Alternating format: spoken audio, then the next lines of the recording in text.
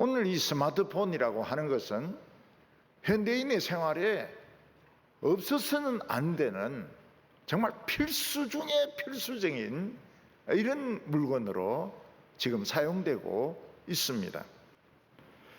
요즘 스마트폰은 GPS라 해가지고 위치 추적도 됩니다. 또 어떤 스마트폰은 심장 박동수라든지 혈압이라든지 혈당이라든지 다른 여러 가지 기능을 체크할 수 있는 그런 스마트폰도 있습니다. 근데 마찬가지로 하나님과 우리 사이에도 스마트폰이 연결되어 있습니다. 그것이 바로 우리의 기도입니다. 오늘 첫 번째로 우리는 과연 기도할 필요가 있을까 하는 것입니다. 신앙생활 하면서 제일 어려운 것, 또 제일 의심스러운 것, 제일 결과가 부정적인 것이 무엇인가 하면 기도하는 것입니다. 그래서 신앙생활 하면서 솔직하게 누구나 말하는 것이 제일 하기 어려운 것이 기도하는 것이라고 말을 합니다. 그래서 중직자들은 공중 기도 순서가 돌아오면 이미 한 달 전부터 불면증에 걸리는 분도 있고, 크리스찬이 직장이나 학교에서 식사 기도를 할 때 창피하니까 너무 빨리 기도를 마치는 바람에 하나님의 기도를 받으실 시간이 없다는 겁니다.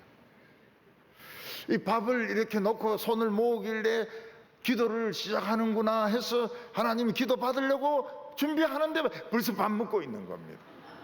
너무 빨리 기도를 마치니까요. 기도하는 것이 어려운 이유가 무엇입니까? 가장 중요한 것이 하나님이 눈에 안 보입니다.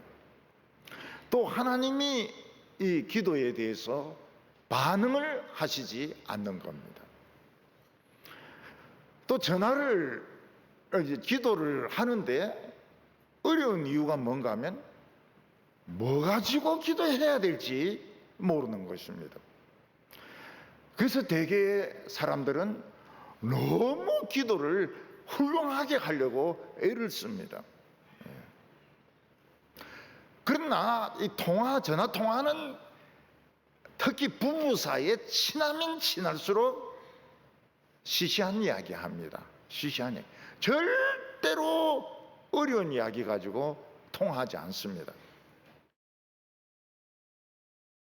기도가 어려운 이유는 하나님의 응답이 불분명한 겁니다. 응답 안 하시는 것 같아요.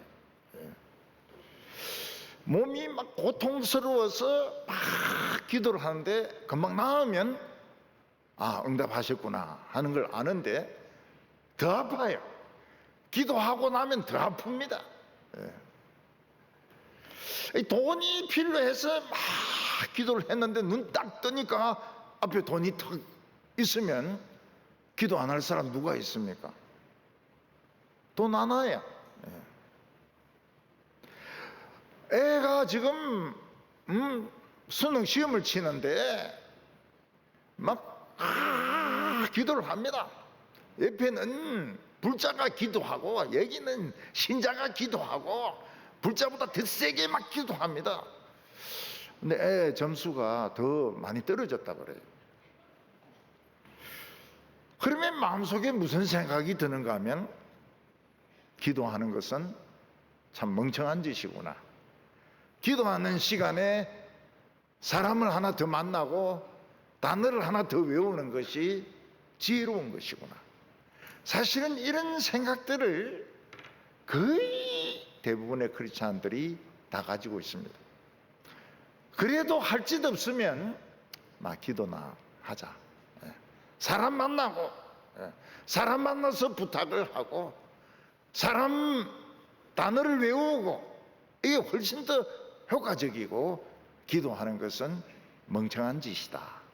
이런 생각들을 사실은 다 가지고 있습니다. 이 신앙 수준에 따라서 기도 내용도 많이 달라집니다. 처음 예수 믿고 신앙이 어린 분들은 기도 내용이 거의 달라는 내용입니다. 돈을 주세요, 집을 주세요, 양식을 주세요, 내일까지 중도금을 내야 됩니다. 막 전부 달라달라 하는 내용으로 되어 있습니다. 잠언에 보면 거머리에게는 두 딸이 있는데 다고다고 달라달라 한다고 이야기를 하고 있습니다. 기도가 전부 청구서로 되어 있습니다.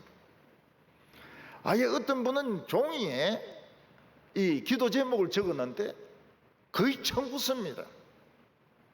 병원비 얼마, 관리비 얼마, 학원비 얼마, 은행이자 얼마, 총 얼마, 내일 12시까지 예수님의 이름으로 기도합니다. 얘는 완전히 청구서죠. 청구서. 응답 안 되면 교회 안 갑니다. 근데 신앙이 이제 조금 잘하고 나면 이제 청구서보다는 죄를 회개를 많이 합니다. 죄 지은 게 많이 생각이 나가지고. 그래서 거짓말 한 것도 회개합니다. 남을 미워한 것도 회개합니다. 다른 사람과 삿대질 하면서 싸운 것도 회개합니다.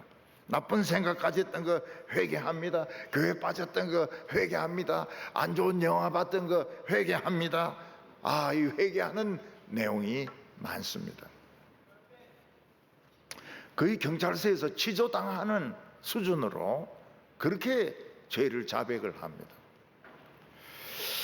근데 신앙이 좀 더 잘하면 의논하는 기도를 하기 시작합니다. 하나님, 이번에 큰 선교대회가 있습니다. 이 사탄의 공격이 굉장히 심한데 우리 멤버들 한 사람도 시험에 넘어지지 않게 하시고, 또 대회에 오는 분들 무사히 올 수 있도록 좋은 날씨 주시고 선교대회 잘 마칠 수 있게 해 주십시오. 이거 의논하는 것이죠. 요즘 지방은 젊은이들이 빠져나가서 청년들을 보기가 어렵습니다. 교회들마다 청년들이 없다고 아우성입니다. 청년들이 남을 수 있도록 하나님께서 경제 구조를 바꾸어 주시기를 바랍니다. 이것도 의논하는 기도입니다. 이런 의논하는 기도는 응답이 굉장히 잘 됩니다. 굉장히 빨리 돼요. 생각하지 못한 방법으로 응답될 때가 많습니다. 이사야서에 보면 하나님께서 예루살렘이 도덕적으로 부패한 것에 대해서 한탄하시면서 내가 누구를 보내며 누가 우리를 위하여 갈꼬? 하나님이 이렇게 답답하게 말씀하시니까 이사야가 제가 여기 있습니다. 저를 보내주십시오. 이거 의논하는 기도입니다. 아주 수준 높고 좋은 기도죠.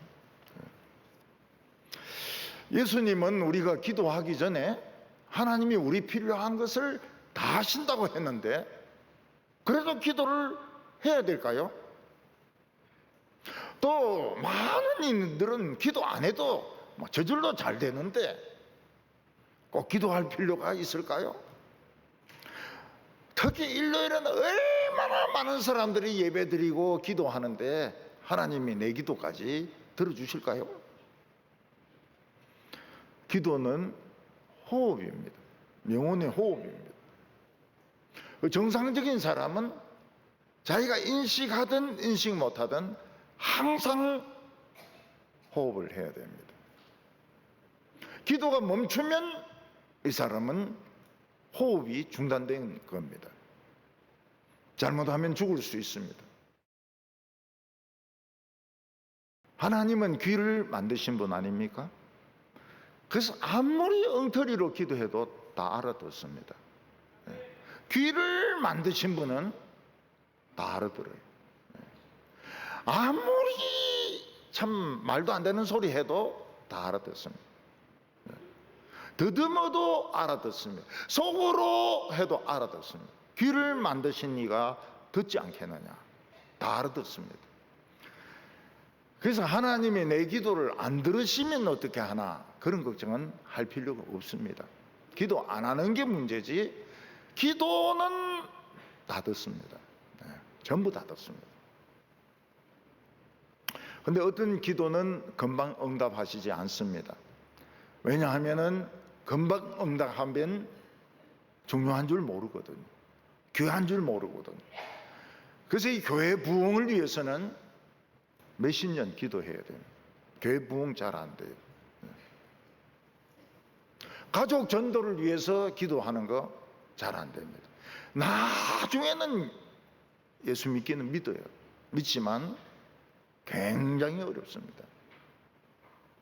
배우자를 구하는 것도 연애의 은사가 있는 사람은 바로바로 구합니다. 예. 바로바로 구하는데 이 연애의 은사가 없고 그냥 신앙만 좋은 사람은 죽도록 기도해도 안 나타나요. 예, 안 나타나요. 아기도 어떤 집에는 막 신혼여행 가가지고 아기 생기가지고 또 그 다음에 또 생기고 막 이런데 10년 동안 안 생기는 집도 있습니다. 왜냐하면 소중한 줄 알아야 되거든. 소중한 줄 모르면은 애를 막 때린다든지, 막 교회를 막 지 멋대로 막 지고 흔든다든지, 배우자 남편을 귀한 줄 모르고 그냥 막 굶긴다든지 뭐 이럴 수 있기 때문에 오래오래 기도하게 하면 소중하게 대합니다. 굉장히 소중하게 대합니다. 그리고 기도하고 싶은 마음이 들 때는 무조건 기도해야 됩니다. 왜냐하면 하나님이 주신 마음이기 때문에 지금 뭔가 응답해 주시려고 기도하고 싶은 마음이 들거든요. 내 기분이 안 좋다든지 상황이 안 좋다든지 그 상관은 없습니다. 기도나 한번 해볼까? 그러면 바로 그 자리에서 그냥 기도해버리면 돼요. 지하철 안이라든지 아니면 뭐 가로수 밑이라든지 바로 기도하면 대박이 터집니다. 하나님이 주신 마음이기 때문에 기도하고 싶을 때는 무조건 즉시 기도해야 됩니다. 집에 가서 기도하자. 집에 가면 기도할 마음이 없어집니다. 오늘 두 번째로 예수님의 기도는 어떤 특징이 있었느냐 하는 것입니다. 예수님 당시에 세례 요한과 바리새인들은 제자들을 가르쳤습니다. 그들에게 제일 먼저 기도를 강조했습니다. 기도에 대해서 많이 가르치고 또 기도하도록 많은 요구를 했습니다. 그런데 예수님은 제자들에게 일체 기도에 대해서 가르쳐 주시지 않으셨습니다. 기도해라 이런 말도 안 하셨습니다. 기도는 이런 것이다. 기도 좀 해라. 지금부터 1시간은 기도 시간이다. 그런 말이 일체 없었습니다. 예수님은 기도를 가르치지 아니하셨습니다. 그 대신에 예수님 자신이 기도를 좋아하셨습니다. 예수님 자신이 기도를 아주 엔조이를 하셨습니다. 남에게 기도해라, 제자들에게 기도해라 이런 말씀을 안 하시는데 자신은 기도를 너무너무 좋아한 겁니다. 예수님의 기도는 세례 요한의 기도와 바리새인의 기도와 달랐습니다. 예수님의 기도는 따뜻했습니다. 예수님은 기도하면서 막 웃으셨습니다. 예수님은 기도하면서 너무너무 행복해 하셨습니다. 어떻게 이렇게 이런 기도를 할 수 있을까요? 제자들은 세례 요한이나 바리새인의 기도도 참 멋있지만 예수님의 기도를 배우고 싶었습니다. 어떻게 저렇게 따뜻하게, 어떻게 저렇게 부드럽게, 어떻게 저렇게 친밀하게 기도할 수 있을까? 이해가 되지 않았습니다. 왜냐하면 그래 기도하는 사람 한 명도 없었거든요. 예수님의 기도는 웃음이 있습니다. 사랑이 넘칩니다. 행복해요. 그래서 제자들이 그 기도 좀 가르쳐 주세요. 그런 기도하고 싶은데 그 기도 좀 가르쳐 주세요. 그렇게 부탁을 한 겁니다. 오늘 세 번째로 예수님은 제일 중요한 것이 하나님의 이름이 거룩해지는 것이라고 말씀하셨습니다. 예수님은 하나님과 통화하면서 수다만 떤 것이 아닙니다. 예수님이 기도하면서 제일 중요하게 생각한 것은 아버지의 이름이 높임을 받는 것이었습니다. 2절에 예수께서 이르시되 너희는 기도할 때 이렇게 기도하라. 아버지여 이름이 거룩히 여김을 받으시오며 나라가 임하옵시며. 마태복음에는 하늘에 계신 우리 아버지여 이름이 거룩히 여김을 받으시오며. 무슨 말입니까? 하늘에 계신 우리 아버지 무슨 말입니까? 이 세상을 창조한 창조자가 실제로 있다는 겁니다. 하나님은 크리스찬들이 그냥 아무 생각 없이 만들어낸 개념도 아니고 종교인들이 생각해낸 개념도 아니고 하나님은 이 세상에 대해서 무관심한 분도 아니시고 하나님은 실제로 있는 분이십니다. 그런데 우리 한 사람 한 사람에 대해서 엄청난 관심을 가지고 있습니다. 하나님이 얼마나 크신가 하면 온 우주를, 태양계만이 아니고 온 우주를 손 위에 들고 있습니다. 손 위에 들고 이걸 만드셨어요. 그러니까 하나님이 얼마나 크신 분입니까? 하나님은 상상할 수 없을 정도로 큰 분입니다. 우주를 손에 들고 있습니다. 그러면서도 그 안에 시계공같이 그 안에 미세한 부분까지 다 신경을 쓰고 있습니다. 곤충이라든지 새라든지 또는 우리 인간의 살고 죽는 거라든지 병드는 거라든지 일일이 바늘 같은 거로 다 고치시고 또 어떤 데는 내버려 두시고 다 관여하고 있습니다. 하나님은 저 우주를 한 손에 들고 계시는데 그분이 우리 아버지입니다. 우리 아버지. 우리 아버지. 우리 아버지가 누굽니까? 저 우주를 한 손으로 들고 계신 분이 우리 아버지입니다. 세상에 이런 말도 안 되는 소리가 어디 있습니까? 우리는 지금 이 세상에서 하루 먹고 사니 안 사니 집이 있느니 없느니 이러는데 온 우주를 한 손에 들고 있는 분이 우리 아버지라. 엄청난 모순이죠. 근데 사실입니다. 사실.